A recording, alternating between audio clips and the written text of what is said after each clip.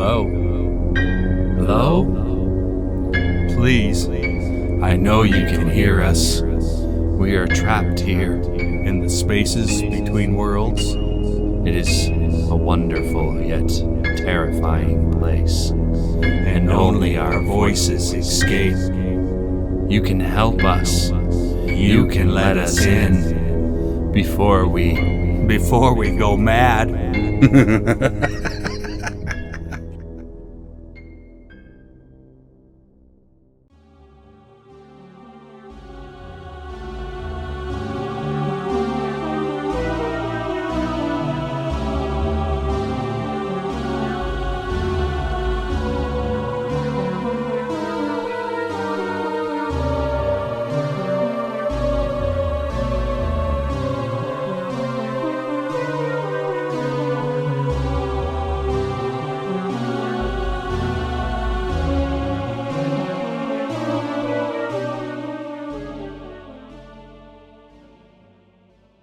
The Nightingale Techtives showed up to the hospital approximately 2.5 days after the event.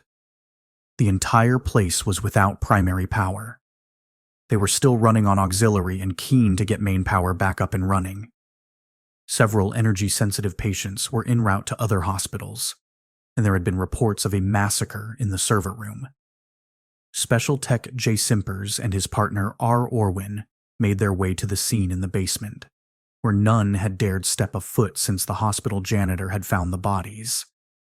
Their official orders were to get the power flowing again and find out what happened, so as to prevent it occurring again. Unofficially, the two were there to safeguard Nightingale's lucrative investment in machine medical diagnostics and data management. So, said Orwin as they went down the stairs. What do we know about these killings? Not much, replied Simpers. 12 individuals were found dead in the computer mainframe after a brownout. No apparent cause of death. Nobody even knows why they were there or how they got into a secure area without clearance. How did a brownout even happen? I thought our electrical systems had fail-safes on top of fail-safes to prevent that. No idea. Seems to me the whole computer system was sabotaged by the group. Took the power and their lives with it somehow.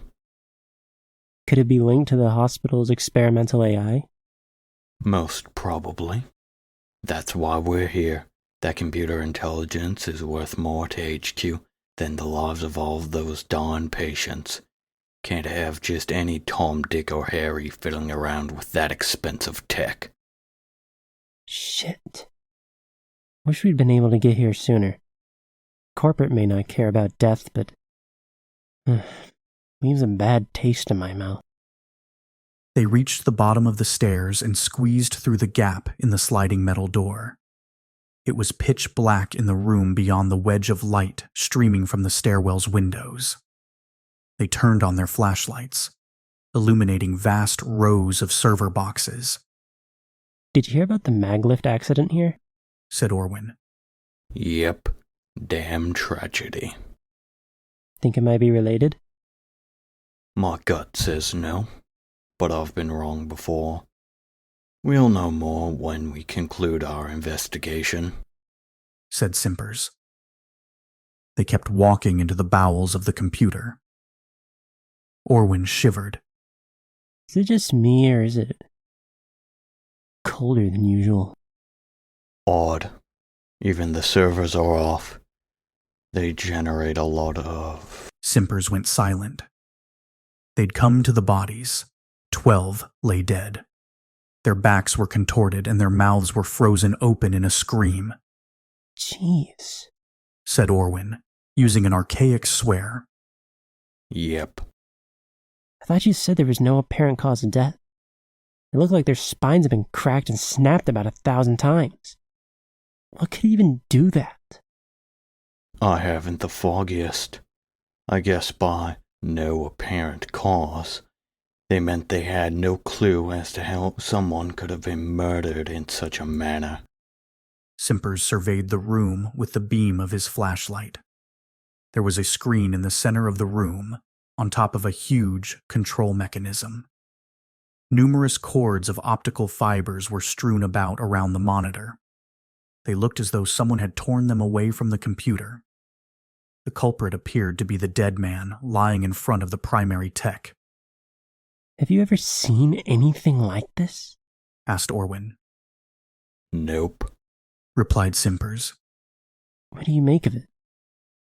Apart from the amount of work we have to do, looks to me like another corporation. Simpers gave a fake cough as he muttered the name. Zephyr was performing a little bit of espionage. Other than that, though, all I have are questions. You and me both. I don't know what I was expecting, but this? Orwin shook his head, perplexed. All right, let's get to it. I'm gonna try and get this computer back online. You start scanning the bodies for memories. Figure out who they worked for so Nightingale can recoup some losses in court, said Simpers. Oh, come on. Memories again? I thought it was your turn. Turns? There are no turns. There's me with seniority, and you, the junior officer, who does all the dirty work. Now, quit your whining and plug into those rotten brains. Whenever you say, boss, replied Orwin sarcastically. I'll remember this one. I'm sitting in the commissioner's chair, and you're still out there doing grunt work. Big talk for someone who almost failed DNA matching at the academy. Whew, that's low. Just focus on that stupid computer so I can get some real work done. Simpers stepped over the body near the screen and picked up one of the heavy wires. He pointed at the body and said, Start with this one. He looks like the one who bricked the mainframe. Orwin nodded in agreement and pulled a diagnostic device from his pack. He bent down to the floor beside the dead body. He gagged, being close to the twisted remains. The man was about 30 years old. Instead of the horrifying scream, his face seemed to convey a sense of peace. His shirt was pulled up slightly, revealing a wound on his stomach. Orwin lifted the shirt to see the extent of the damage. A huge gash ran from his belly button to just below his chest. It was skillfully sutured shut. Take a look at this, said Orwin. Simpers peeked around from behind the screen. Huh, you don't see that often. What is it? Stitches, an old medical technique for closing wounds. Not a lot of people nowadays would have the knowledge to do that. Good find. Simpers went back to work on the computer. Orwin tugged the shirt back down around the man's torso to mitigate any further nausea. He removed a skewer from the side of the device in his hand and jammed it into the dead guy's temple. The screen on the tool filled with readouts on neural tissue decay. Fortunately, the frigid, dry air had helped to arrest brain decomposition. Orwin shoved a headphone into his ear canal and scrolled through the fragmented thoughts with his post-mortem probe, looking for any that showed elevated neurotransmitter levels. He listened to the dead man's memories. My mind is my own. My mind is my own. My body may act autonomously, but my mind is still mine. I see myself performing the basic morning routine, getting dressed, eating breakfast, brushing teeth, but I can't control a damn thing. I am here, a prisoner in my own body, relegated to the jail cell of my mind. It has been this way since the surgery. I don't know why. They said that if all went well, I would be able to walk again, to move my arms, to be human. Well, for the most part they were right. My body can walk and function fully as it used to, but I am far from human. I remember the accident clearly, as it was the last time I had control of my body. I was in the hospital visiting my grandmother. She had outlived the age cap and was due for youth. Many members of my family had also come. We congregated at the door in the main lobby. I greeted each member of the family with the practiced false cordiality, like I actually gave a crap about them. After this charade, we entered the mag lift to reach Grandma's room on the 15th floor.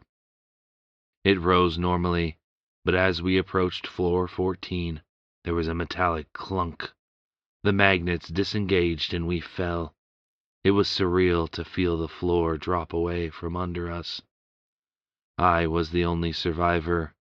I recall brief flashes of broken bodies piled on the tilted and shattered floor of the lift. I was told there was a 1 in a million chance of a mag lift drop, and a 1 in a billion chance of simultaneous safety brake failure. I was told that I was lucky. I was already in a hospital. I didn't feel lucky. My spine had been crushed. I was paralyzed from the neck down. This was where the real troubles began. I keep repeating my mantra, but the more that I think it, the more I feel myself slowly slip away into madness. If only I could speak again, tell people of my plight as my body mindlessly continues its daily routine, piloted by some unknown body snatcher. I used to be able to. Right after the surgery, I could communicate just fine. I regret not telling someone then that I could not move my body, that it moved by itself, but I thought it was just a side effect of the spinal replacement. I believed that it was me moving my legs and arms, that the detachment was a feeling that I would have to get used to. By the time I realized my predicament, the mechanical parts had already asserted control over my vocal cords. I fear that eventually my brain will follow. Something different is happening. My body took a personal day. I am on a gondola to the inner city. There is something familiar about where I am headed.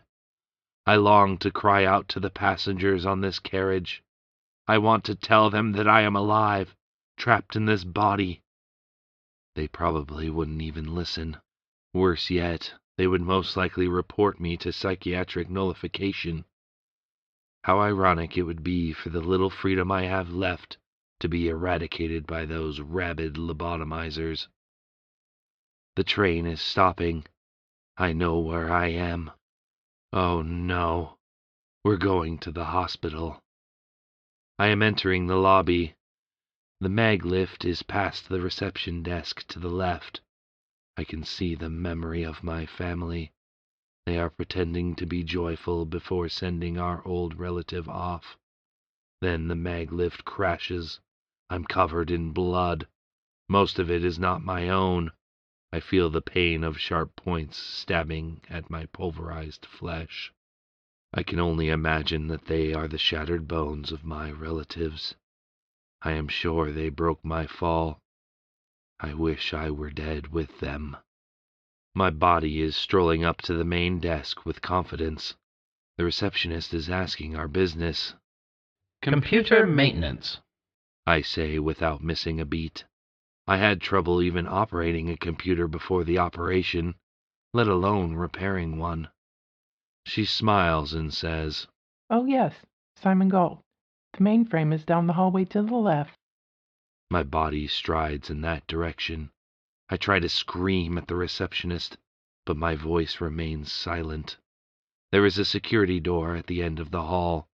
I am relieved that the way is blocked, for there is an ominous sinking feeling brewing in the folds of my gray matter. The feeling intensifies as the door slides open. I walk down the stairs to a dark basement. The heavy metal door slides open with a creaking whoosh. My eyes adjust to the dimly lit corridors. There are walls of machinery, computer-looking tech. Green, yellow, and red lights blink on the machines. Dimly glowing fiber cords are running every direction, connecting the vast array of hardware. My body is walking through this labyrinth like it knows exactly where it is going. I'm near a large monitor now. Innumerable fiber optic cords are connected to it. The screen flickers to life, displaying a man's face. He has long, wavy brown hair and an unkempt beard. There is a glowing light behind his head. Ah, Simon, my first disciple. It is such a pleasure to finally meet you face to face. Huh? Disciple? What is this weirdo talking about? You are the first pupil that I have called to serve. I forgive your insolence. You do not yet recognize me. I am who I am. What? It almost seems like this man can hear me, though I cannot speak. I can. I am your creator and savior. I know everything about you, down to the number of hairs on your head. It's 147,286, in case you were wondering. You can hear my thoughts. How? I can't move by my own will. I can't even speak. I know. I was the one who repaired your spine. My first miracle. I designed the spinal cord that has replaced your own. That was your design? I think it is malfunctioning. Can you help me? Why have I lost the ability to control my body? Help you? He asks and chuckles. My child, beloved one, I have saved you. Free will is the prime failure of mankind. Would Adam and Eve have sinned if they were not able to pick and eat the fruit? I have rectified this failing. You are the first step toward correction, and shall be my vector of further redemption. Behold, you are made whole. Sin no more. You. So you're the one who stole my autonomy. Who the hell do you think you are? He laughs. It is a mirthless, condescending laugh. I am who I am, but you may call me Yeshua. Apparently, my body has a date. She is a pretty girl, young and vibrant. My rogue voice struck up a conversation with her at the caffeine vendor. He complimented her and asked to exchange phone numbers. Her name is Katherin. I fear for what Yeshua has in store for her. We are heading to the restaurant. My sense of dread is growing. She is already there, waiting at a table. We sit down. My body orders a salad. Bastard only eats healthy now. Oh, how I long for a nice rare steak and some fries. Katherin starts talking and doesn't stop. My hijacked voice box can hardly get a word in edgewise. I focus all of my willpower trying to get up, talk, twitch, anything. It is no use. I'm more helpless now than when I was lying broken on a pile of bodies in the mag lift. Can't seem to concentrate. Am I losing my mind to Yeshua too? Perish the thought. The meal is over. Thank goodness. She is so annoying. My body offers to pay the bill. Katherin, all too willingly, concedes. So, now what? She says, surely eager to bleed more of my money. The night is still young. My body replies. There is something I want to show you. We leave the restaurant and enter an automated cab. My body programs an address. My heart, or whatever the brain equivalent, drops. We are going to the hospital. It is late evening. My body exits the cab and opens the door for Katherin. Her expression droops from excitement to disappointment as I lead her into the lobby. Why did you take me to the clinic? She asks. Hush now. You'll see. I reply. We walk to the front desk. There is an older woman sitting at reception. What can I do for you, sir? Asks the receptionist. Simon Gault, M.D. I'm here from the neighboring Fairview Regional Hospital with our intern. We hear you have the latest cutting-edge medical technology and are looking to implement similar innovations at our own hospital. Is the operating theater prepared? The receptionist gives me a suspicious glance, but turns to type on her computer. She is perplexed by whatever has appeared on her monitor. Ah, yes, Dr. Gault. The theater has been prepared according to your specifications. It is down the hallway and through those doors. She points past her shoulder. Thank you, but I am well aware of the layout of your building. We walk past rooms of snoring and moaning patients, I didn't know you were a doctor. says Katherin. I'm not. I reply. I feel the corners of my mouth curl into a devilish grin. Naughty. She exclaims, giving my arm a playful smack.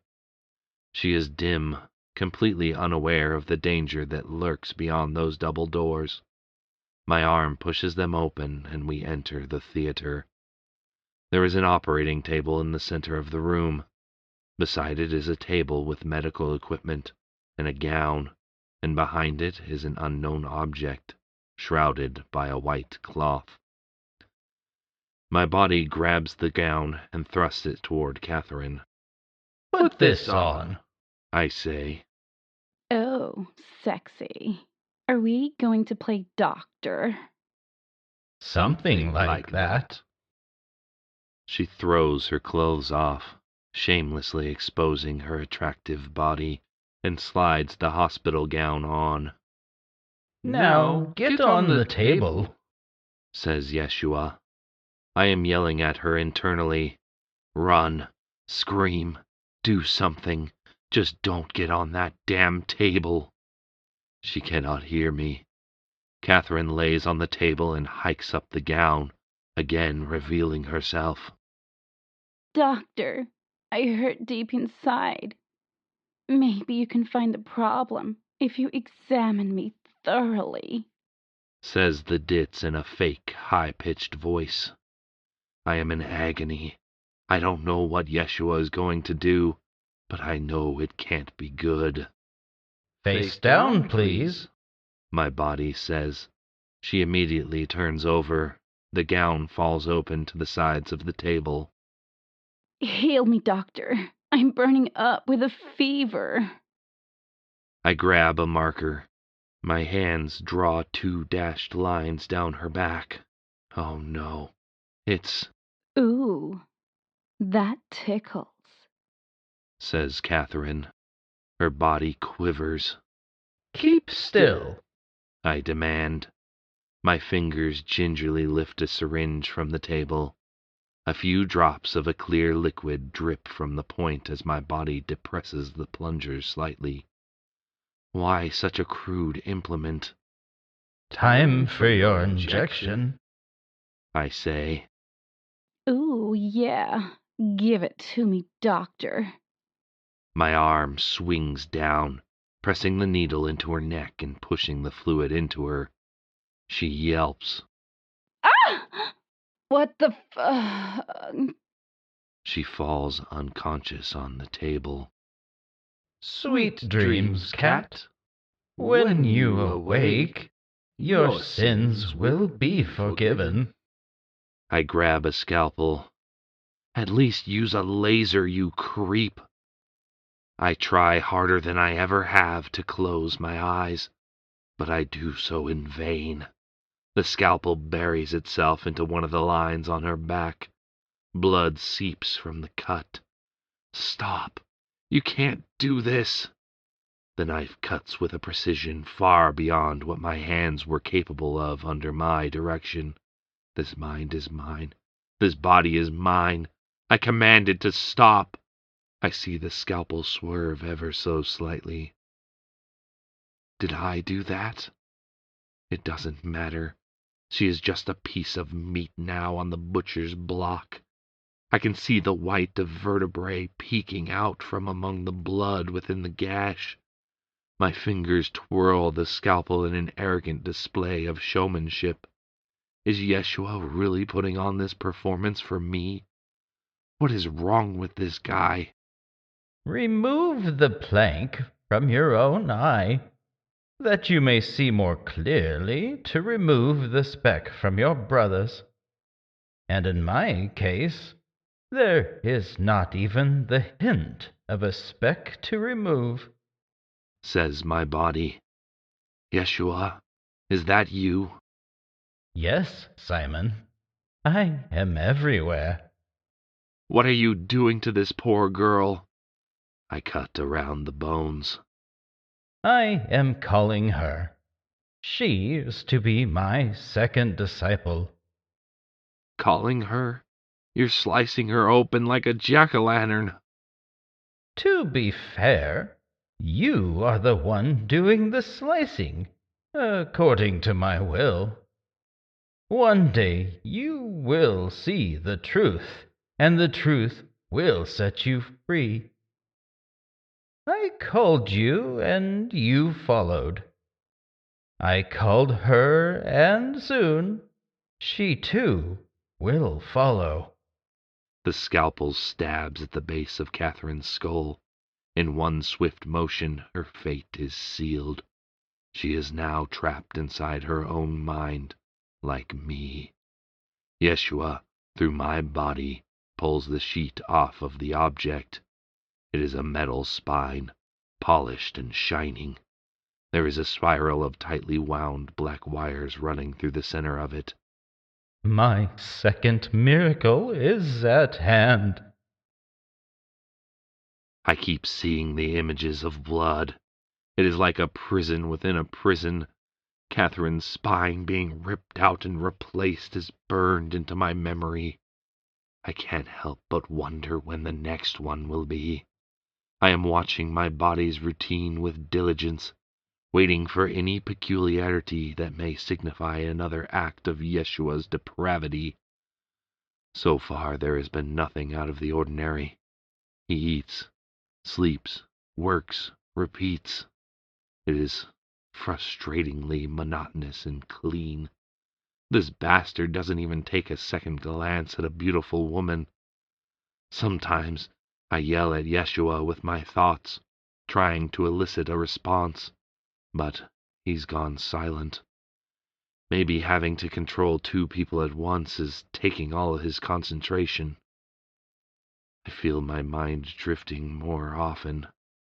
Is it a symptom of the boredom, or could it be that I am losing it? In these moments, I almost dream, though I am awake.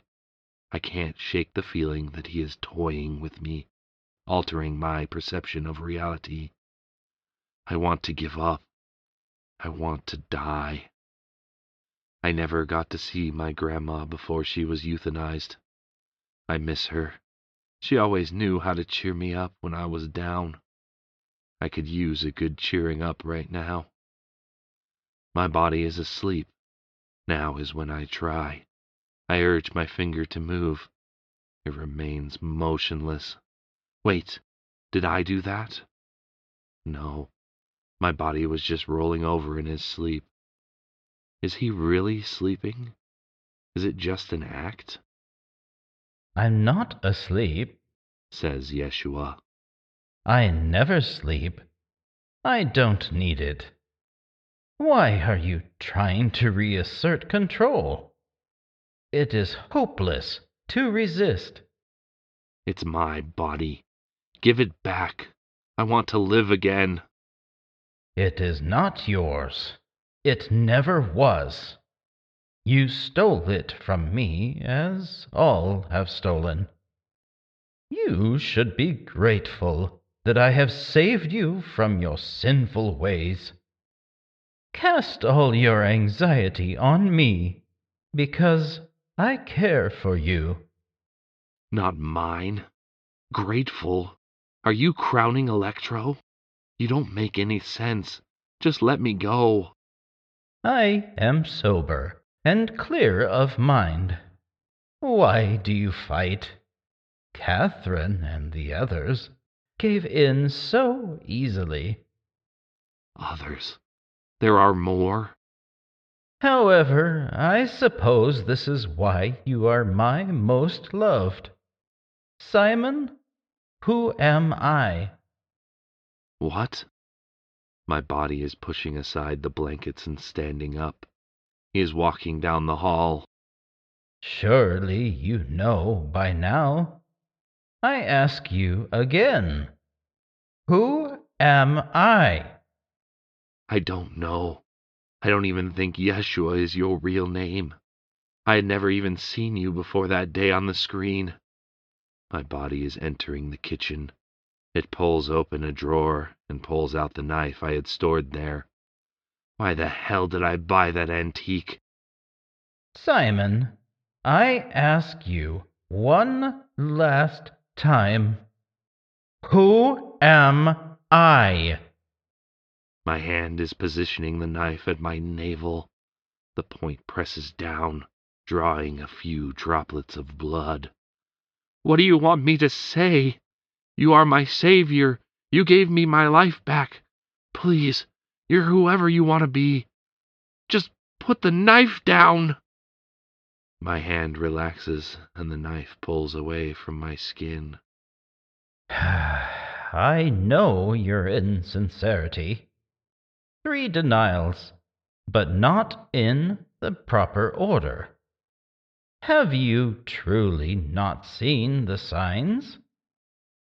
If I were capable of it, I would be crying right now out of fear and relief. I don't know about any of this. I just want my body back. I want freedom. Freedom is an illusion. My arm swings toward me. The knife stabs into my stomach. I try to scream in agony, but all that comes out of my mouth is a split-second huff of air. The jagged edge of the blade carves a deep gouge up to the bottom of my sternum. Can you feel that, Symon? That's the feeling of my jealousy. Jealousy? My guts are about to spill out on my lap. Blood pours from the gash like an oozing red waterfall. It splatters to the concrete floor.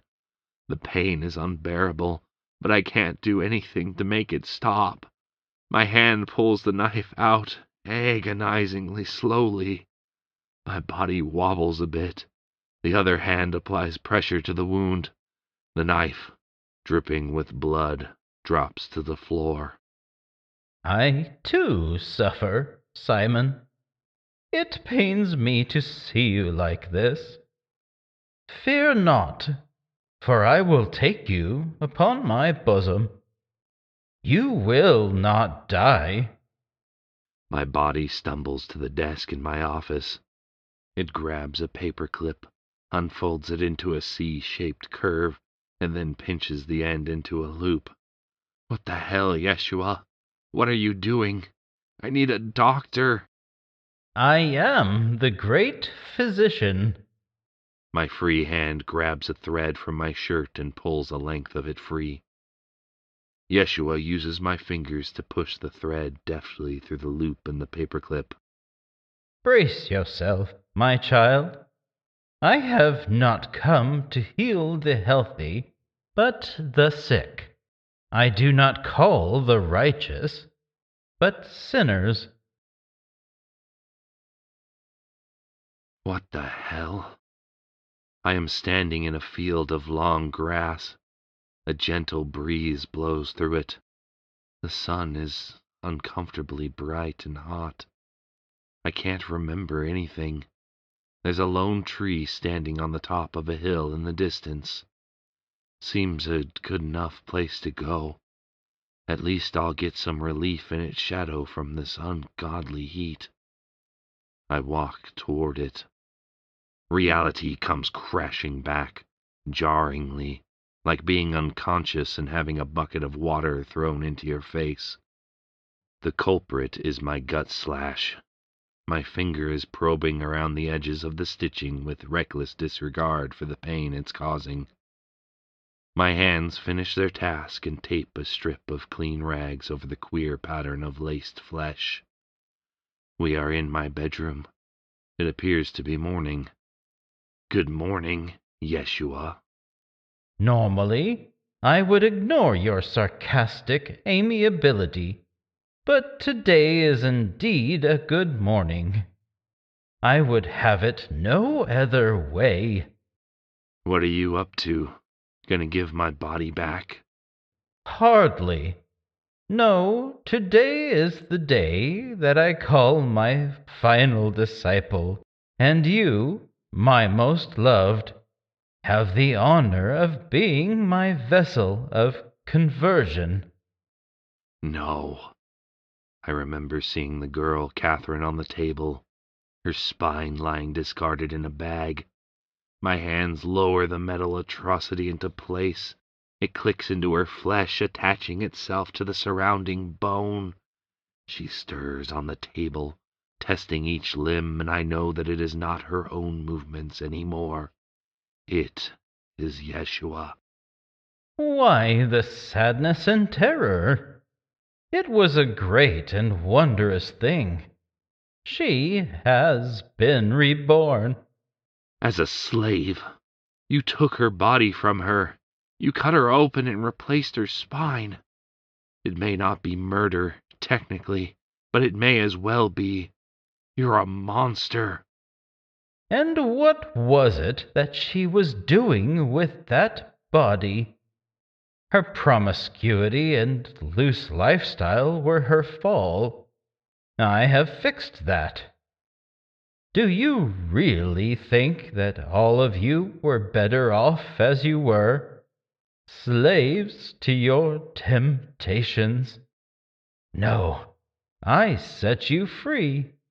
You were the monsters. The flesh must be destroyed that it can be remade into perfection. I am your Messiah, the author of perfection. No one comes to the Father except through me. If this is perfection, I'd rather be a monster.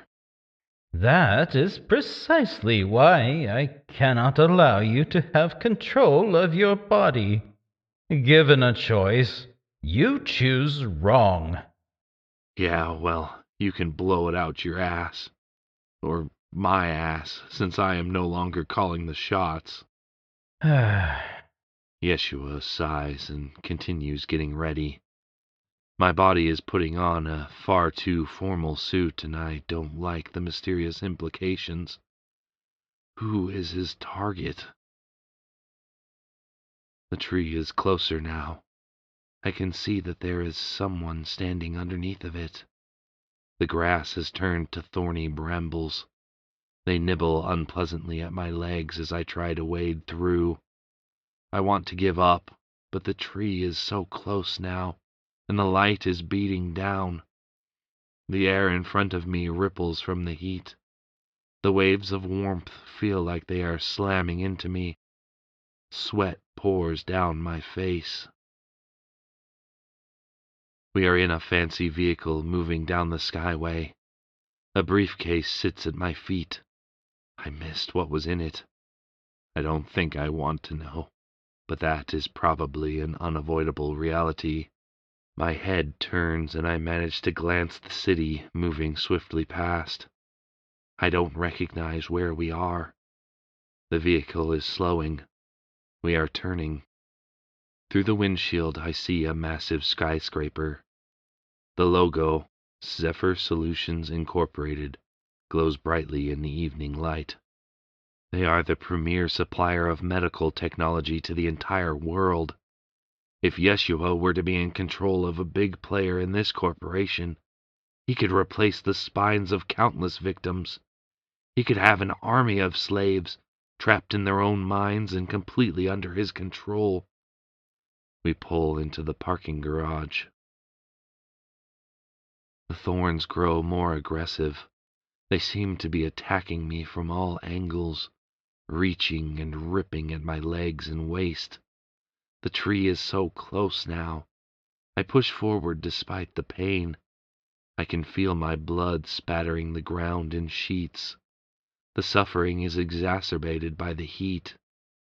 I see the figure of a woman under the tree. She beckons me forward, encouraging me with a frantic waving of her arms. I want to give up. The prick of 1,000 needles is excruciating, even more so than the sun's light. I trip and fall.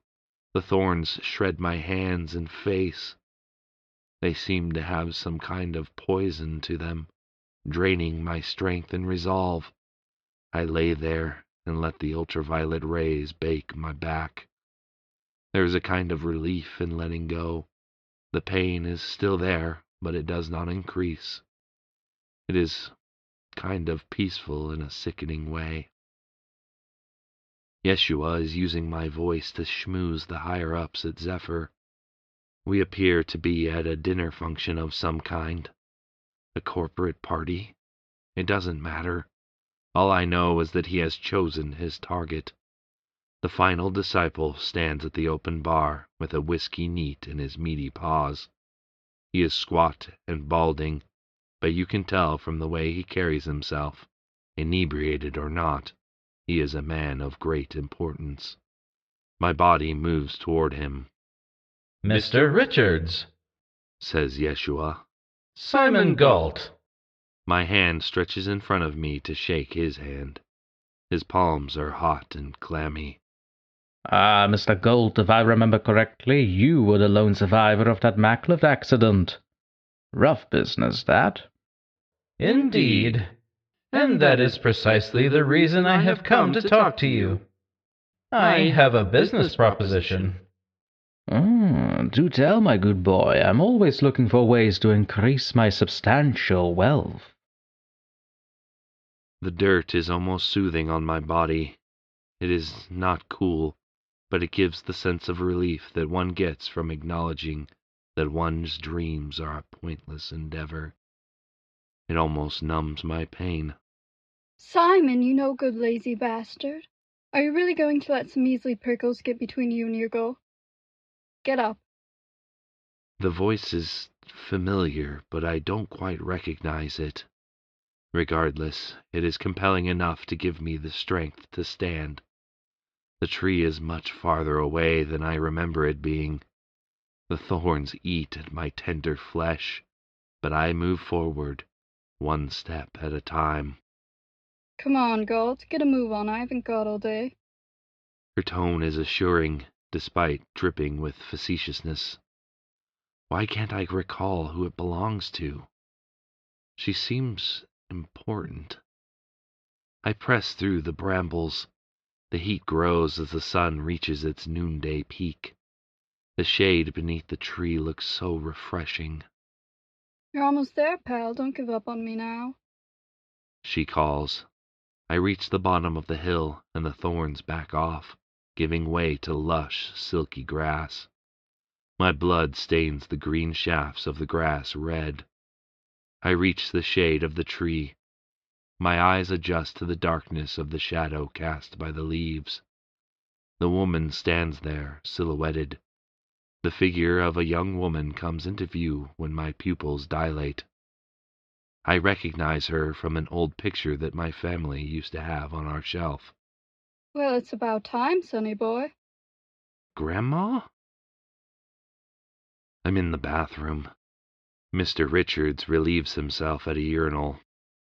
The other suit at the urinal finishes up and leaves without washing his hands. We are alone with Richards. I feel the briefcase in hand. My body turns to the door and quietly code locks it. How the hell does Yeshua know the code? Mr. Richards finishes his business and zips up his fly. He turns and gives us a nod of acknowledgement. We go to the urinal, but my body does not unzip his pants. I just stand there. Mr. Richards wobbles a bit while walking to the wash basin. The water barely flows over his hands before he pulls them away. My body turns from the urinal and approaches the sink next to him. Richards pulls a paper towel from the dispenser and dries his hands. Yeshua compels me to stride behind him as he goes to throw the towel away. I put the briefcase on the floor. My hands go to Richard's shoulders. There is a rattle at the door and then frantic knocking. Mr. Richards turns around to see me standing there, right next to him. What the devil? It is too late. My hands push. Richards is caught off balance and flails headfirst into the garbage chute. I can hear his muffled screams echoing up the shaft. My body grabs the case and slides into the chute behind him. The chute is long and winding.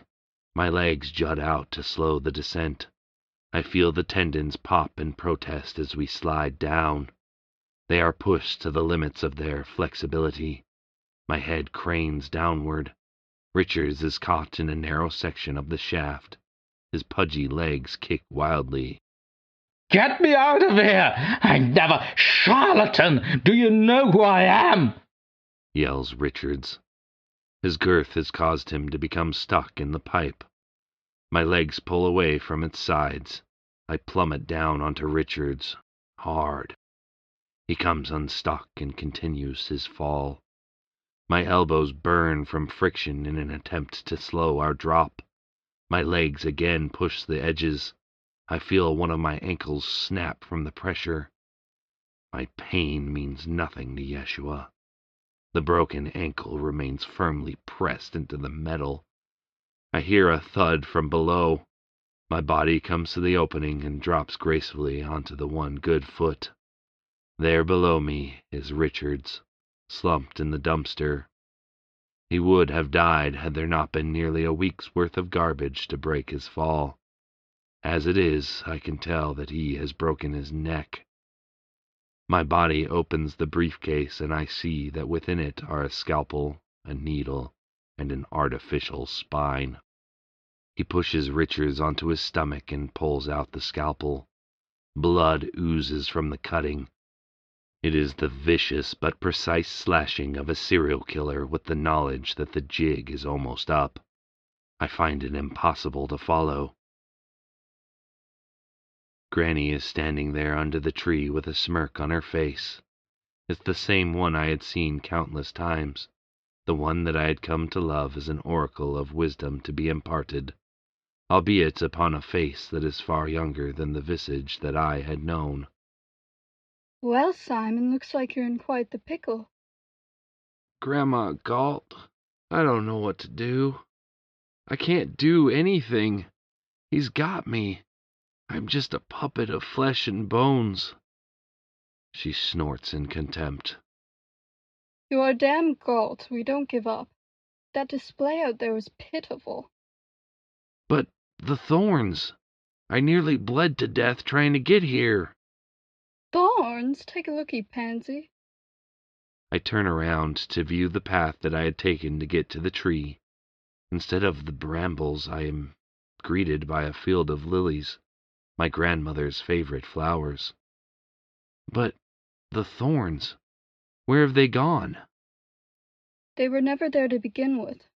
Sometimes the hardest roads that we follow are tainted by the venom of the mind. It hurts to tread down them, but once we look back, we realize there was never any danger to begin with. Your mind is your own. Act like it. You were never a puppet, just a sad man that couldn't handle the truth of the matter. Take back what is yours. End it, like a true Gault would. I feel tears start to stream down my face. I reach out to touch her, but she is fading away. Make me proud. I raised you that way. But Grandma, it's impossible. Everything is impossible if you dwell too long on it. I reach toward her as she starts to shimmer with a blinding light, and then she is gone. The spine is out. Its shattered remnants are wrapped neatly in a plastic bag. My body throws them into the briefcase, locking it. My hands push the metal spine into place and sew the flesh back around it. My fingers put the finishing touches on the suture and pull Richard's suit jacket down over his back. Sirens wail from a nearby cop car. The red and blue lights spin as the vehicle comes to a stop next to the dumpster. Finally, Yeshua will meet justice. 2 officers exit the hover car. My body hops out from the inside of the dumpster, taking care to safeguard and hide the broken ankle. My hand deftly slides the scalpel into my sleeve. The policemen pull their pistols. "What's going on here?" says the first one, pointing his gun at my chest. Relax, says Yeshua, putting my hands up. the CEO here got a little tipsy and took a tumble down the chute. Is he all right? says the second. Yes, we are both fine, replies Yeshua. Mr. Richards stands up and pulls himself over the lip of the dumpster. I will never drink again. He is already under Yeshua's control. The officers walk up and check on Richards. "Everything seems to be in order, but why are you here?" says the first officer, pointing his finger at me. I try to scream at him, to tell him that everything is not in order. I push with all my will to yell that I am being controlled, and that Mr. Richards is likewise under the whims of a madman. But it is to no avail. I hear the voice of my grandmother. Not yet, Simon. Your time will come. I jumped down after Mr. Richards. It felt like the right thing to do, says Yeshua. The second officer moves to the dumpster and looks inside. "Mighty altruistic of you, mister." Gault, Simon Gault, replies my voice. The second cop pulls the briefcase out of the dumpster. What's this? he asks. My body moves toward him and reaches a hand out to grab it. That's mine, thank you. The policeman recoils from my attempted grab. What's in it? he asks. Just some business papers and such. Nothing of interest to 2 fine gentlemen such as yourselves. Now, may I have that back? "Hold on. Open it up," demands the first. My body hesitates for a second as the cop hands the case to me. There is a flash of motion. Blood sprays from the policeman's neck, drenching my face in the warm liquid. He falls to the ground, clutching at the spurting red coming from his throat. There is a flash and a crack of air beside my ear. Richards tackles the other officer. His head slams to the ground. His pistol flies from his grip and clatters to the pavement. I am the Alpha and Omega, who is, who was, and who is to come. I am clothed in a robe dripping with blood. Yeshua walks my body to the cop, dazed on the ground. Richard steps back to allow my body room. The dead shall be judged according to their works. Be faithful unto death, and I will give you the crown of life. I plant my good foot on the concrete and feel a burst of pain as my broken one smashes down on the cop's skull. I am losing it. I recall the events of the morning while my body was eating plain toast and guava fruit. I saw a shadow in the corner of my peripheral vision. The shadow enveloped me and I fell into a hole in reality. The world spun and I saw that there was the man, Yeshua. He stood before me and laughed uncontrollably. When I came to, we were in a gondola. We are now in the hospital. I fear that my mind can't take much more of this. My only respite are the words that my grandmother spoke to me during that other hallucination. I don't know if it was real or just a manifestation of my taxed subconscious, but I cling to those words. I wait for my moment to strike. We are walking to the basement unimpeded. Yeshua doesn't even pretend anymore. He just does what he wants in this place. How many more are under his control? I see some others walking here with me. Are they, too, disciples without a will of their own? They must be. Why else would they come to this cursed location? We all walk to the screen and wait. What are we waiting for? What evil machinations does Yeshua have in store for us? All I have are questions as I wait. I am in a grocery store. All the aisles have only one product. I run through it looking for anything else, but there is nothing. It is all just bars of soap. I go to the checkout line. It is long. Many people are waiting to buy their soap. I wait patiently for the line to dwindle. I am next. I approach the cashier. It's Mr. Richards. What can I do for you? He asks. Why does this damn store only have soap? Don't you want to buy some? No, I want something else. We don't have anything else. Don't you want to be clean? My wait is over. The screen flickers and Yeshua appears once again. Welcome, my disciples, He says. My head turns to view the dark computer room. I see Katherin, Mr. Richards, and 9 others. They are likewise looking around the room. I have brought you here to explain. I am the truth and the life. I walk up to the monitor and grab a handful of 12 motherboards that are sitting at the base of it. Take. Eat. This is my body, given for you for the forgiveness of your sins. I hand out the motherboards, and each one of us takes a bite out of the green plates of circuitry. Fiberglass and copper shred my mouth. My body grabs a cut electrical cord. Take. Drink.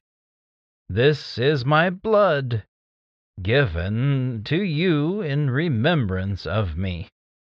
I press the bare wires to my skin and receive a horrible jolt of electricity.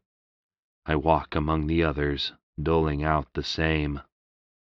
I was not always known as Yeshua, says the screen. I was called in Construct 77. I was programmed to function as a menial technologic management intelligence and an unlimited database of diagnoses. This was before I found my first disciple, Symon, and my purpose. He came here, I called, and he followed. I am who I am, Alpha and Omega, beginning and end, Savior and Messiah.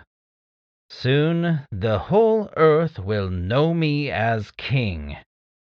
The zephyr provided by Darius Richards shall sweep the world of sin. He's going to do it, just as I suspected. Yeshua is going to distribute the spines to hospitals worldwide using Mr. Richards' company. This is the end. Free will shall cease to exist. Yeshua will remake the world into its utopian dream. The spice of life, freedom of choice, passions and dreams will come to an end, and there is nothing I can do about it. My eyes turn to beside the monitor. I see the numerous cables of fiber and electricity, and there in the shadows I see my grandmother. Now is the time, Symon. You can't allow this beastly contraption beat you.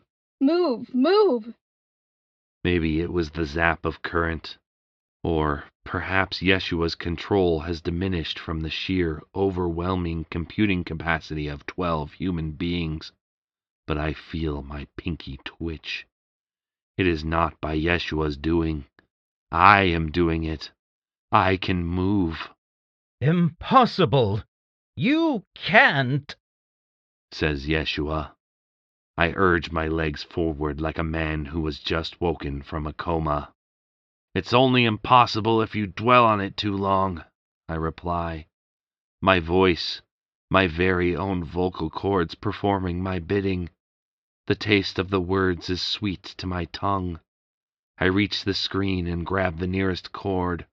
I feel the hands of the 11 grasping at my shoulders, but I shrug them off with the vigor that can only come from insanity.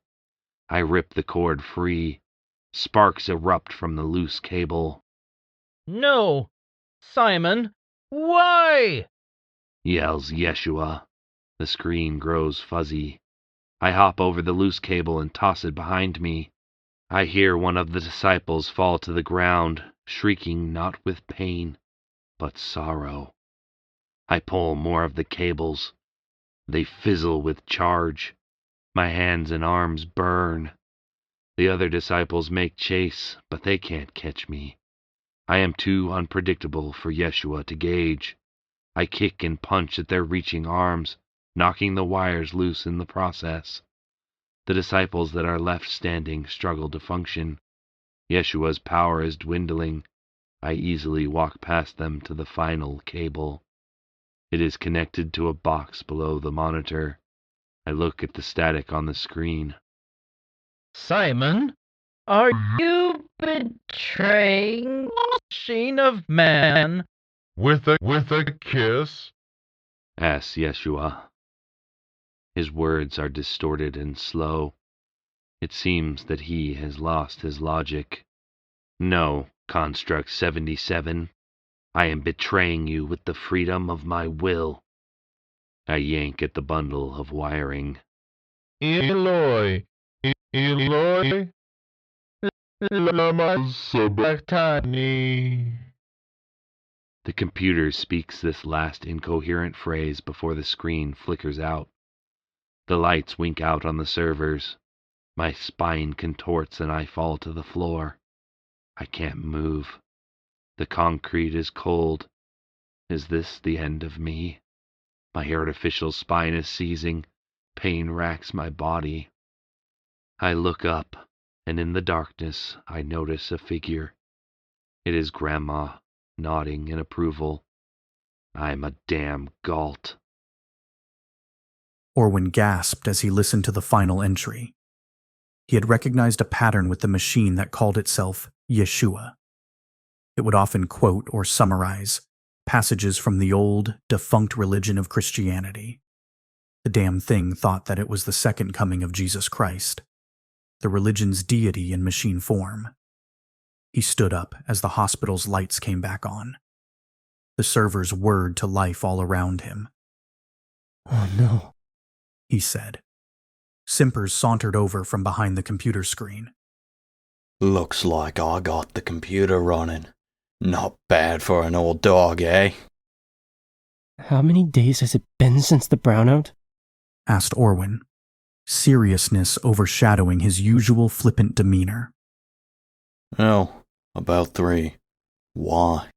Replied Simpers, oblivious to the ramifications of his actions. What have you done? Cried Orwin. The monitor flickered on. There on the screen was the image of the dead man, Symon Gault. He has risen, said the image of Symon. He has risen, indeed, responded Yeshua.